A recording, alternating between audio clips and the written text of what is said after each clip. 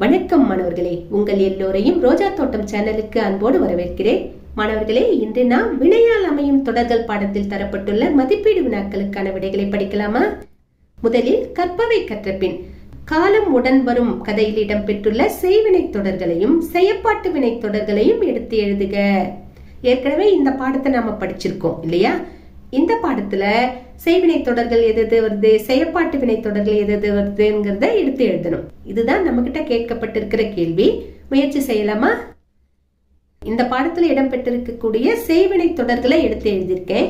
செயற்பாட்டு வினை தொடர்களை எடுத்து எழுதின பிற்பாடு நான் அதை டிஸ்கிரிப்ஷன்ல கொடுக்குறேன், பார்த்து எழுதிக்கோங்க. இப்போதைக்கு செய்வினை தொடர்கள் மட்டும் வரிசைப்படுத்தப்பட்டிருக்கு, சரிங்களா? உழவு மக்களின் பசியை போக்குகிறது, நெசவு மக்களின் மானம் காக்கிறது, சுப்பிரமணி போனை எடுத்தான், சுப்பிரமணி கதவை தட்டினான், மாயழகுதான் கதவு திறந்தான், சுப்பிரமணி காரை செலுத்தினான், ஒச்சம்மா தேநீரை வாங்கி பருகினாள். இவைகள் அனைத்துமே செய்வினை தொடர்கள், சரிங்களா? அடுத்தது மதிப்பீடு. சரியான விடையை தேர்ந்தெடுத்து எழுதுக. 1. எழுவாய் ஒரு வினையை செய்தால் அது டேஷ்.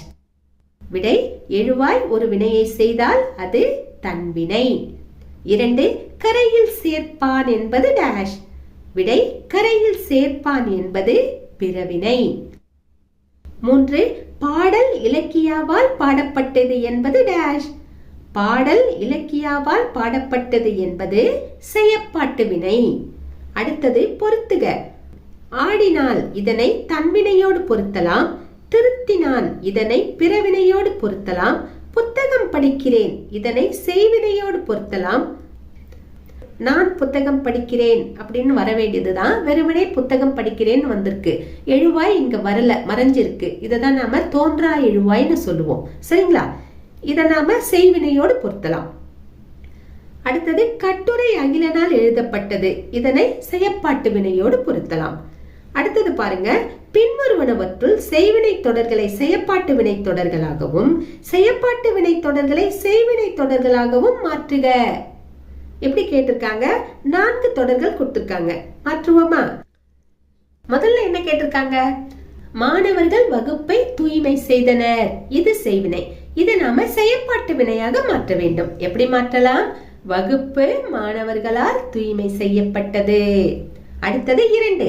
பழம் அணிலால் குறிக்கப்பட்டது, இது செயற்பாட்டு வினை. இதை நாம் செய்வினையாக மாற்ற வேண்டும். எப்படி மாற்றலாம்? அணில் பழத்தை குறித்தது, இப்படி மாற்றலாம். அடுத்தது 3. ஆசிரியர் இலக்கணம் கற்பித்தார், இது செய்வினை. இதனை நாம் செயற்பாட்டு வினையாக மாற்ற வேண்டும். எப்படி மாற்றலாம்? இலக்கணம் ஆசிரியரால் கற்பிக்கப்பட்டது, இப்படி மாற்றலாம். கடைசியா ஓவியம் குமரனால் வரையப்பட்டது, இது செயற்பாட்டு வினை. இதை நாம் செய்வினையாக மாற்ற வேண்டும். எப்படி மாற்றலாம்? குமரன் ஓவியத்தை வரைந்தார், இப்படி எழுதலாம். அப்படி இல்லைன்னா குமரன் ஓவியம் வரைந்தார், இப்படியும் எழுதலாம், சரிங்களா? அடுத்தது சிறுவினா. தன்வினை என்றால் என்ன? எடுத்துக்காட்டு தருக. பாடத்தின் ஆரம்பத்துக்கு வரணும். தன்வினைன்னு ஒரு தலைப்பு இருக்கா, அங்கிருந்து ஆரம்பிக்கணும் இதற்கான விடையை. பின்தொடர்ந்து வாங்க. எழுவாய் ஒரு வினையை செய்தால் அது தன்வினையாகும். இதில் செயலின் பயன் செய்பவரை சேரும். எடுத்துக்காட்டு: செல்வி கடலை கண்டால். இத்தொடரில் செல்வி என்னும் எழுவாய் கடலை தானே கண்டதனால் இது தன்வினை தொடராகும். இதுவரைக்கும் எழுதுங்க, சரிங்களா? அடுத்தது 2வது கேள்வி. ஏற்றினான் என்பது எவ்வகை வினை என்பதை விளக்குக. ஏற்றினான் அப்படின்னா தன்வினை தான்.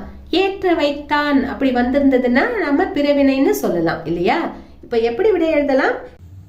ஏற்றினான் என்பது ஒருவன் தானே ஏற்றுதல் என்ற வினையை செய்ததால் இது தன்வினையாகும். அடுத்தது 3வது கேள்வி. செய்வினை செயற்பாட்டு வினையாக மாறும்போது நிகழும் மாற்றங்கள் யாவை? செயற்பாட்டு வினைன்னு ஒரு தலைப்பு இருக்கு இல்லையா? அந்த தலைப்பின் கீழே 3வது வரியிலிருந்து இதற்கான விடையை நாம் ஆரம்பிக்க வேண்டும்.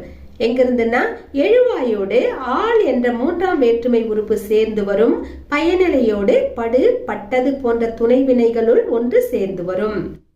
இதுவரைக்கும் இதற்கான விடையை எழுத வேண்டும். அவங்க என்னென்ன மாற்றம் வரும் அப்படின்னு தான் கேட்டிருக்காங்க. இந்த 2 மாற்றத்தையும் எழுதினால் போதுமானது. மாணவர்களே, இன்று நாம் வினையால் அமையும் தொடர்களில் இடம்பெற்றுள்ள மதிப்பீடு வினாக்களுக்கான விடைகளை பார்த்தோம். நாம் வேறு பாடத்தோடு மீண்டும் சந்திக்கலாம். டாடா, பாய்.